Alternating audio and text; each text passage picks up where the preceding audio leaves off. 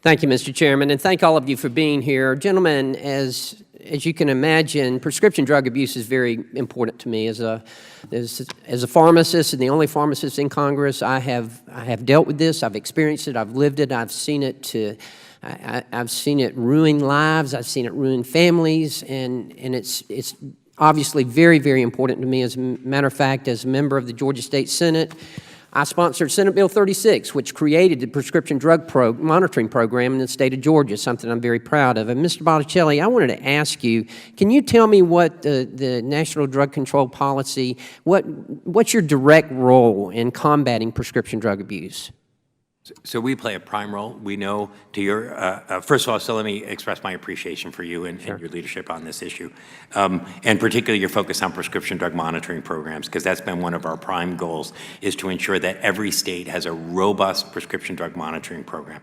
I'm happy to report that that was one of our main goals when we released our plan. When we started, we only had 20 states that had prescription drug monitoring programs, and to date we have 49. Part of our role is to make sure that those programs are, to the largest extent possible, adequately resourced. We know that having good real-time data availability, that sharing information becomes important. I don't mean to interrupt you, but let me ask you about that. How do you fund those? Through grants or? So those are through grants through the Bureau of Justice. And in those grants, because I remember when we set up our program, we weren't eligible for certain grants because we did not have certain programs within the prescription drug monitoring program that we needed. For instance, sharing information across state lines. I just couldn't get the bill passed at that time with that included in it, which it made us non-eligible for those type of grants.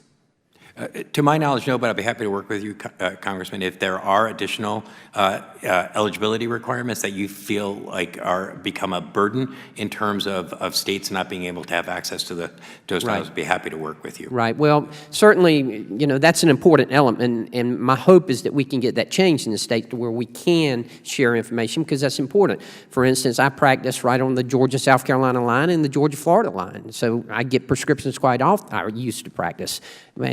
I get prescriptions quite often from those states and need that information as well.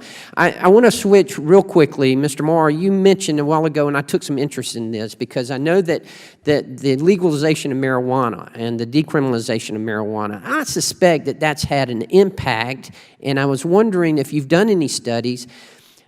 I've always viewed marijuana, and full disclosure, I am adamantly opposed to the decriminalization or to the legalization of marijuana. I'm a practicing pharmacist for over 33 years. I have spent my career using medication to improve people's health, and so it is just a pet peeve of mine. But nevertheless, what I want to know is, in those states that have legalized it or decriminalized it, I've always viewed it as being a gateway drug. Has we seen a decrease or an increase or any impact at all in other drug use in those particular states? We currently have a report that's going through final processing right now, looking at part of that issue. It'll be issued at the end of this month.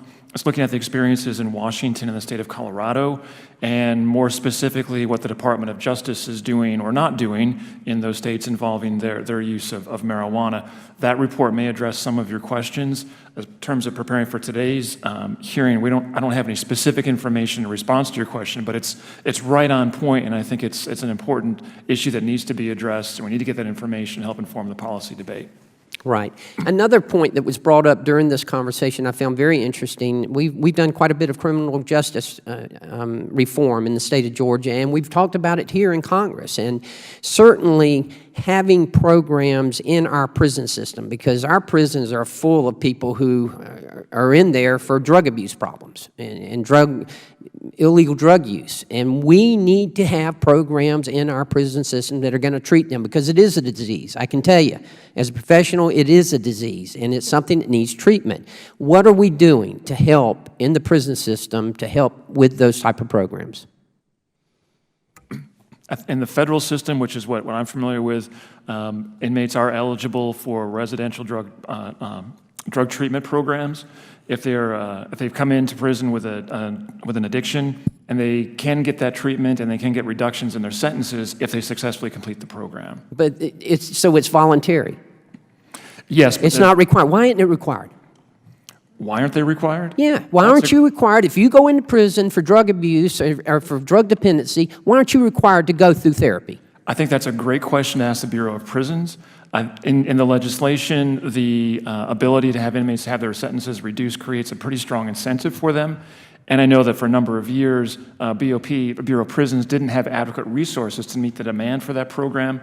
They've since made a lot of progress in addressing that particular issue. So I can't speak to whether every single inmate who goes into the federal system actually gets treatment. I do know that many inmates want to get that treatment program, both to address their addiction as well as to get out sooner. Well, many inmates may want to get that treatment program, but I suspect that all citizens want them to get it. I can assure you of that. Thank you, Mr. Chairman. I yield back. I thank the gentleman. The chair recognizes the gentleman from Massachusetts.